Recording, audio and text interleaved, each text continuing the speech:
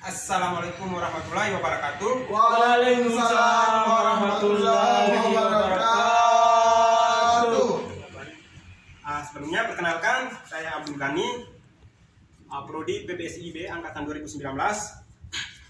Hari ini mengajak teman-teman untuk sama-sama belajar perihal teks puisi. Mungkin di sini teman-teman udah tahu tentang puisi.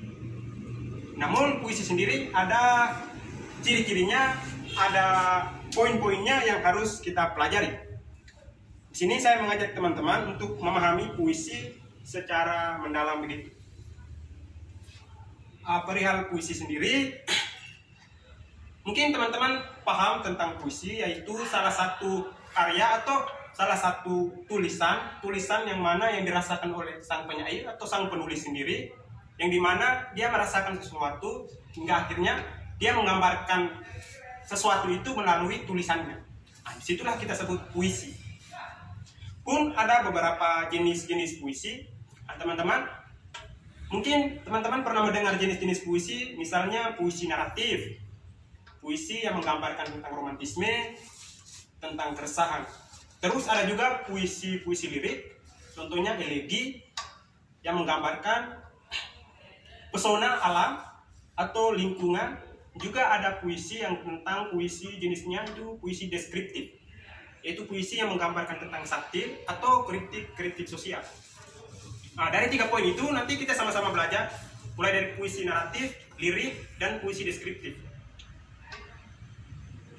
Puisi deskriptif sendiri itu semacam teman-teman pernah mendengar karya-karya Saud Situmorang atau Widji Tukul atau W.S. Rendra, yang mana di angkatan mereka itu mereka sering mengkritik pemerintahan.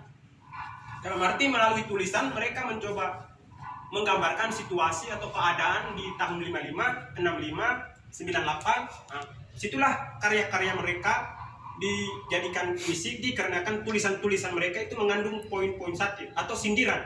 Bahasa halusnya sindiran.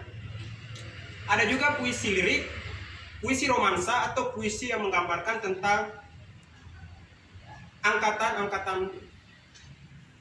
45, 55, yang mana di situ dipenuhi dengan karya-karya Ismail Marzuki, terus dan lain-lain. Adapun susunan atau cara menyajikan puisi, yaitu kita memahami dulu cara penyusunan puisi, teman-teman. Di sini saya bacakan bentuk penyampaian puisi, yaitu membacakan puisi. Pun ada dua cara membacakan puisi, yaitu deklamasi puisi, sama kalau deklamasi puisi sendiri yaitu membacakan puisi secara langsung, spontanitas, menggambarkan situasi melalui gerak tubuh dengan lisannya, yaitu puisi deklamasi. Jadi puisi deklamasi itu seorang pembaca tidak dengan teksnya tetapi langsung di atas panggungnya dengan spontanitas. Adapun puisi yang dibacakan dengan naskah, yaitu membaca puisi, di situ pembacanya memegang naskah di atas panggung lalu membacakan puisinya. Kita lanjut poin berikutnya, yaitu unsur-unsur pembentuk puisi. Di puisi sendiri ada unsur-unsurnya, yaitu satu berupa majas dan irama. Majas sendiri itu merupakan bahasa khas yang dipergunakan untuk menciptakan kesan tertentu bagi penyimaknya, yaitu kiasan-kiasan. Sedangkan irama yaitu alunan irama yang membangunkan bahasa puisi sendiri, yang membangunkan keresahan puisi sendiri, yang menciptakan irama harus bergandengan dengan puisi agar pembaca merasakan bahwa puisi ini benar-benar hidup. Misalnya menggambarkan tentang puisi-puisi romantisme. Adapun penggunaan kata-kata konotasi, yaitu kata konotasi adalah kata yang bermakna tidak sebenarnya. Kata itu mengalami penambahan-penambahan, yaitu imajinasi maupun perasaan penyair. Berikutnya tentang pengimajinasian dalam puisi. Di sini seorang pembaca benar-benar menghayati puisi yang dia ciptakan atau puisi karya-karya orang lain, sehingga dia membawa dengan pemaknaan menjiwai begitu, sehingga yang dibacakan itu bisa ditangkap oleh si pendengar dan menghayati isi puisi tersebut. Kita masuk poin berikutnya, yaitu struktur batin puisi. Struktur batin puisi yaitu berupa tema, nada, suasana, perasaan dalam puisi, dan juga amanat. Ya. Kita berangkat dari tema, yaitu adalah gagasan pokok yang ingin diungkapkan oleh penyair. Jadi semacam seorang penyair mau menggambarkan tentang kehidupannya, yaitu berupa seorang mahasiswa yang telah wisuda. Ya, di situ dia menggambarkan keresahan-keresahan mulai dari langkah step-step hingga di langkahnya ke birokrasi atau ke prodinya itu dia tidak terlalu gercep, sehingga keresahan itu ia libatkan dalam puisi atau dalam tulisan-tulisannya itu, yaitu akhirnya muncullah puisi keresahan si mahasiswa tersebut. Masuk lagi ke nada dan suasana. Nada mengungkapkan sikap penyair terhadap pembaca, sedangkan suasana adalah keadaan jiwa pembaca setelah membacakan puisi. Jadi semacam puisi harus bergandengan dengan nada, sehingga kita sering mendengar ada namanya musikalisasi puisi, yaitu puisi yang dibarengi dengan musik, irama atau instrumen begitu. Nah, disitulah hidupnya sebuah puisi atau sebuah karya dikarenakan imbas dari berbarengan dengan musikalisasi tadi. Jadi di situ ada musikalisasi puisi, ada juga dramatisasi puisi. Terus berikutnya perasaan dalam puisi. Perasaan dalam puisi itu puisi mengungkapkan perasaan dari penyair. Jika penyair hendak mengungkapkan keindahan alam, maka sebagai sarana ekspresi ia akan menggunakan imaji-imaji, majas, serta diksi-diksi yang mewakili makna tentang keindahan alam. Jadi misalnya Sohogi yang mana kita ketahui seorang pendiri mahasiswa pecinta alam atau pecinta alam itu, dia lari ke gunung untuk mengekspresikan karya-karyanya di atas puncak, lalu karya-karya tersebut didengar, dibacakan oleh teman-temannya yang di kota. Jadi dia mengekspresikan keresahannya di kota di atas puncak. Itu Sohogi. Nah, itu salah satu penyair juga. Berikutnya yaitu amanat. Amanat sendiri merupakan pesan, moral, atau yang disampaikan oleh si penulis. Teman-teman mungkin paham betul perihal amanat sendiri, yaitu ungkapan poin terakhir dari apa yang dituliskan oleh penyair atau apa yang dituliskan oleh si penulis sendiri, yaitu merupakan misalnya puisi yang membicarakan tentang kritik sosial, yaitu puisi-puisi yang arahnya ke pemerintahan. Misalnya sini ada teman-teman aktivis atau teman-teman pemerhati lingkungan melihat keadaan atau tatanan yang akhirnya mencoba mengekspresikannya dengan karya-karya puisi, yaitu dengan karya tulisnya, keresahannya, yang akhirnya menjadikan itu poin untuk menggambarkan keadaan hari ini. Nah, situ banyak penyair-penyair, misalnya Eko Kuceratu, Opa Rudifovi, dan banyak lagi penyair-penyair yang mengekspresikan puisi-puisinya dengan gaya kritik sosial. Jadi mereka mencoba melihat keadaan lalu menggabungkan dengan keadaan hari ini dan melanjutkannya dengan karya tulisan-tulisan. Mungkin itu sedikit pembahasan tentang teks puisi kawan-kawan, teman-teman.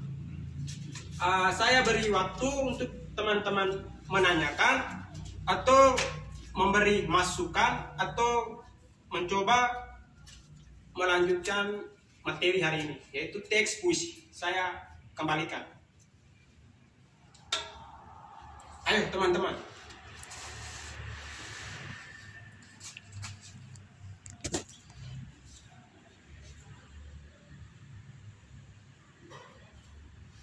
Kalau kemarin saya coba menyusun sebuah pertanyaan, tapi pertanyaan itu memang masih sanggup paut sama puisi, tapi ada juga di luar dari konteks itu. Ketika pemerintah membuat kayak kebijakan yang merugikan masyarakat, terus banyak aktivis mahasiswa mengkritik pemerintah melalui puisi. Tetapi di sini para aktor itu tidak mau mendengarkan para mahasiswa ini. Tanggapan saudara bagaimana caranya supaya pemerintah itu bisa dengar suara kita lewat puisi? Sekian dan terima kasih. Terima kasih atas pertanyaannya. ya pertanyaannya menarik, bagaimana agar karya-karya atau puisi kritik sosial atau puisi-puisi satir bisa didengar langsung oleh pemerintah, yang mana puisi tersebut mengarahkan ke mereka ya. Ya. Jadi kita ambil contoh di 9697 salah satu penyair jalanan Wiji Tukul dengan karya-karyanya yaitu kemerdekaan adalah nasi yang dimakan jadi tai. Itu dia menggambarkan atau dia membuang narasi itu ke masa pemerintahan Soeharto yang akhirnya dia sendiri dicari. Nah, bagaimana cara penyampaiannya? Kita melihat seorang penulis mampu menjabarkan atau mampu menggambarkan satu judul yang siap didengar oleh pemerintah begitu. Jadi sebenarnya dari strukturnya judul berperan penting. Jadi judulnya seperti apa sehingga si pembaca tadi itu penasaran isi kelanjutannya begitu. Juga harus si penulis tersebut dia sudah punya jam terbang yang tinggi dalam arti berkreasi dalam tulisan-tulisan sehingga karya-karyanya tidak diragukan lagi sehingga menjadi momen yang ditunggu-tunggu karya-karya kelanjutannya begitu. Misalnya Wiji Tukul puisinya itu berlanjut berantai sehingga di masa rejimnya Soeharto puisinya ditunggu-tunggu dan akhirnya beliau ditangkap gitu dan dihilangkan begitu dengan sengaja di era itu. Jadi sebenarnya perannya itu si penyair mendalami tulisannya itu. Dia harus menghayati betul-betul.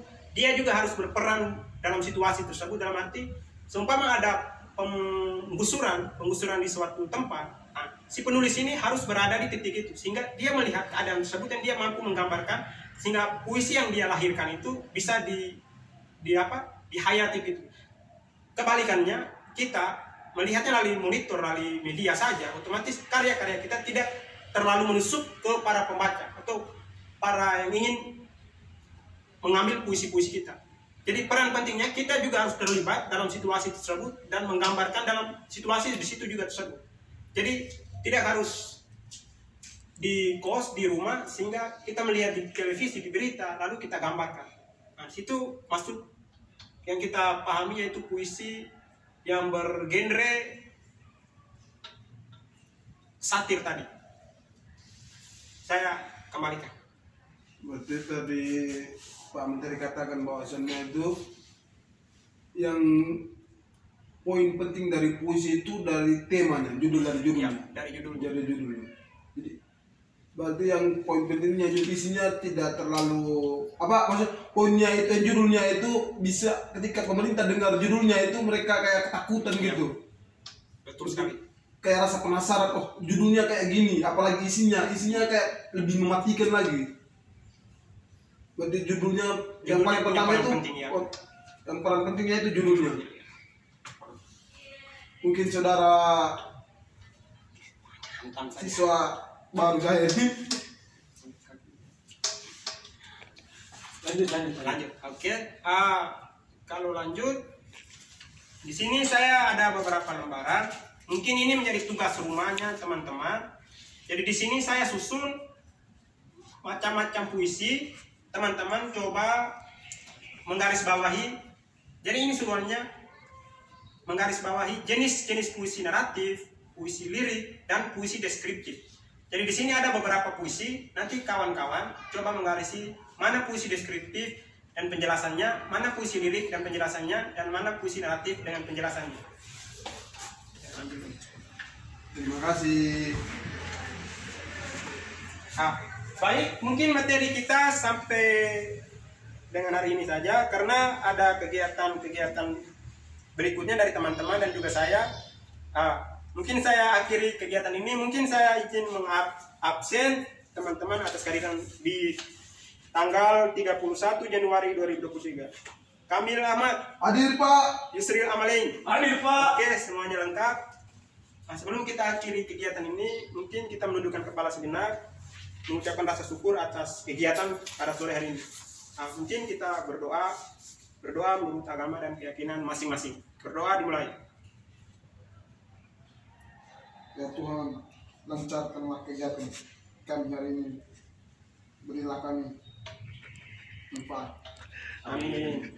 Baik, terima kasih atas kesediaan waktunya. Saya Abdul Ghani mengundur diri dan wabillahi taufiq wal hidayah. Wassalamualaikum warahmatullahi wabarakatuh. Waalaikumsalam warahmatullahi wabarakatuh.